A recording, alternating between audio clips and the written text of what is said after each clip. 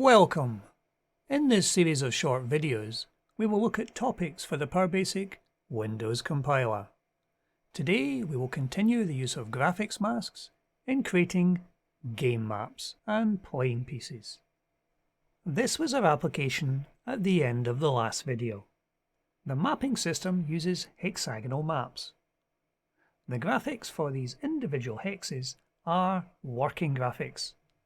This is quite common in games development to have a working graphic while your application is being developed, as the work to develop the graphics themselves may be happening in tandem. So what I'm going to do today first is to replace these working graphics with the graphics for the game itself. This will involve no change to the application itself, merely the replacement of our working graphics. This is the graphics folder which these hex graphics are actually held in at the moment. We're just going to drop in the new graphics. Now that the new graphics are in place, we can now try execute our code again.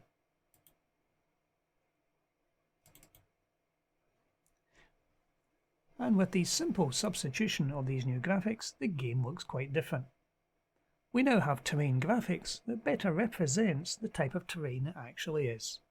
We have grasslands, we have scrublands with a few trees, we have a more densely populated terrain, and we have mountains, and also water areas which could be considered to be small seas or lakes. We've also amended the urban areas to make them more look like a city plan. So now that we've improved the look of our graphics, there are a few other changes we want to make. When we launch the application, the buildings and the terrain are generated randomly. And we have, for a few seconds, flashing indicators of the landing zone, the target zone, and the pickup zone for our squad of troops. We have provided 3 tick boxes. In ticking or unticking any of these, the graphics are redrawn. However, at the moment when we untick the landing zone, the buildings are not redrawn.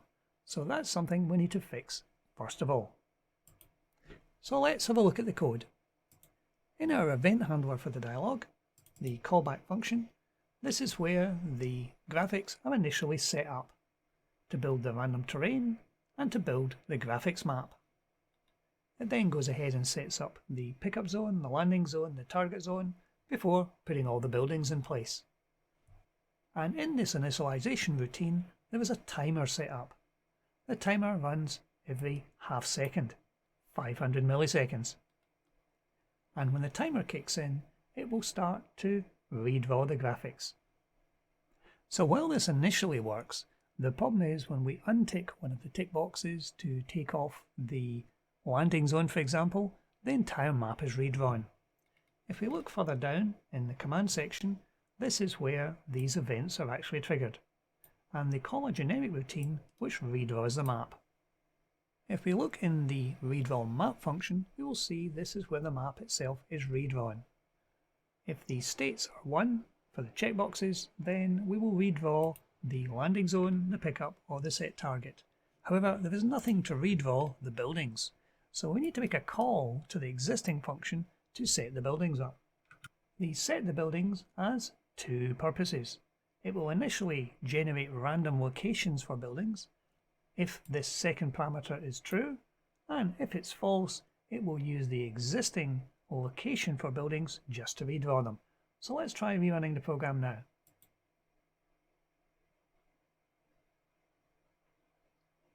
So our buildings are shown, and if we untick our landing zone, our buildings are still visible. So we have cured that one bug in the application. Now the second thing we want to do is to continue to use graphics masks, and this time we want to place our troops on the battlefield. So first of all, we need some graphics for the troops. So in our graphics folder, we're going to copy in another 2 bitmaps. These are the bitmaps for the troopers. We have 2 bitmaps because we have a main bitmap which has the image surrounded in black, and we have a mask which is a white background and black where the main colours are. This is in exactly the same format as all the other bitmaps, both terrain and buildings. So we're going to have to create a new function to set the troops up. This is going to follow the same format as that we did for the set buildings. We will be passing two parameters to this function. The initial parameter is the handle for the dialog, and the second parameter is going to be a true or a false. True if you wish the location to be randomly selected. In this case for the troops it will be the landing zone. Or false if you want the current location of the troops to be redrawn on the screen. And that's what our first four variables are actually going to be used for. We need to set up the remainder of the variables to handle the bitmaps. And we're going to populate two of these variables to pick up the mask and the bitmap for the trooper themselves. Bitmap mask and bitmap. These are using relative paths to the graphics folder in which these bitmaps are actually stored. Since we want this routine to be reasonably generic, we will determine the size of the bitmaps by reading the first few bytes of the file. And we will use the graphic bitmap load command to load both of these bitmaps in. Now the next question is, how many troopers are we actually going to have? At the beginning of our application we set a number of constants. One of those constants was the maximum number of buildings. As we're going to have two sides, both the attackers and the defenders, I'm going to set up the number of troops as a constant here. So we'll have two constants, one for the maximum number of troopers, those are the attackers, and one for the maximum number of defenders. This way we can manipulate the numbers quite happily. And we're going to set up a new user-defined type. This will allow us to keep track of what kind of troops these are they attackers or defenders, and also where they are on the grid. And I'm going to use an enumeration to create two constants, one for defender and one for attacker.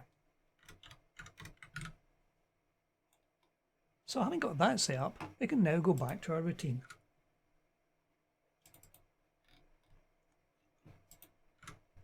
So we're going to have to scan through for each of the troopers to work out what we need to do. So that'll be a for next loop. So as the first time this function is actually executed, there will be no troopers. We have to determine their initial positions. This for the attackers is quite straightforward. As they have just landed, we will pick their location up from the landing zone.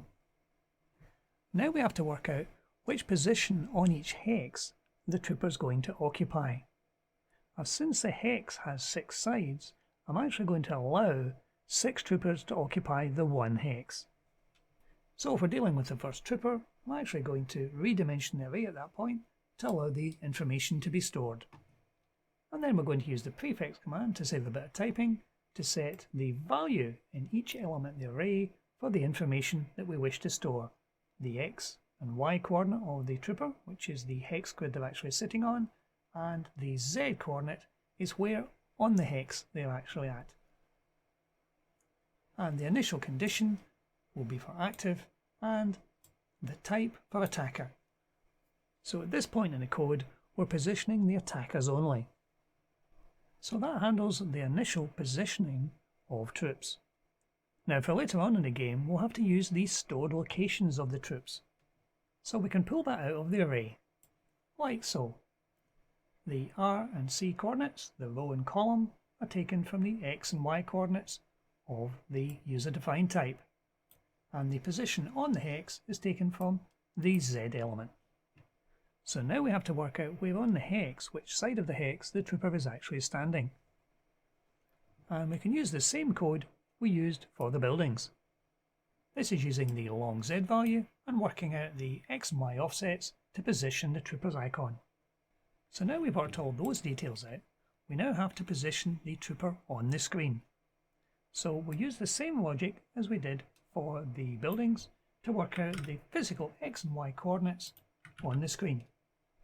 And having got this far, it's now a simple matter to use the graphics copy command to copy the mask source and the merge source onto the screen, therefore displaying the icon for the trooper. And once we get to the end of the troopers, we then have to stop working with the bitmaps and let the graphic redraw on the screen. So a graphic bitmap end to free up the space we've used in manipulating these bitmaps, and a graphic redraw to instruct PowerBasic to then draw the buffered graphic onto the screen. So having set this function up, we now have to call it. If we go back to our callback function, our event handler, at the initial setting, we'd set everything up down to the buildings. So in here, we have to add the call to set the troops up. So this should call our troops initially with the value true to set their positions. That will set the positions up initially, and then once the timer has actually completed, we want to redraw the screen. So down here where the timer is killed off, we have a command to set the buildings, and we'll tack on to the end of that the command to redraw the troops. And in the main function to redraw the map, we'll also have to add that in.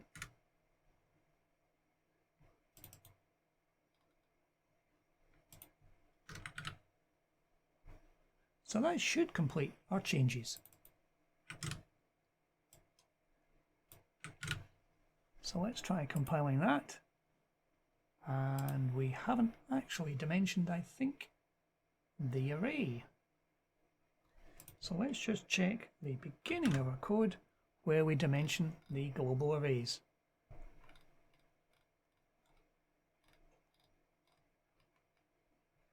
There we have the one for the buildings, but we haven't put the one in for our troops.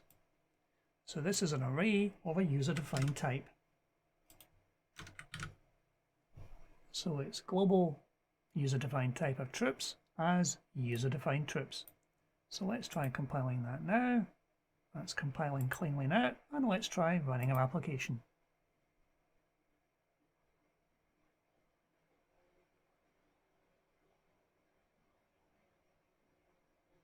And there is it running. We have all the buildings happily displayed, and we have the troops positioned on their landing zone. So if we try unticking any of these now, we'll find that the troops remain positioned on the map. So you can see how we can quite happily position any graphic of any size anywhere on the map using the simple graphics commands. All you need are 2 bitmaps for each graphic, one for the main detail and one for the mask. And using these in the right order will allow you to display your graphic anywhere on the screen. Hopefully you'll find this useful in your own applications. But that's it for today. Thank you for watching.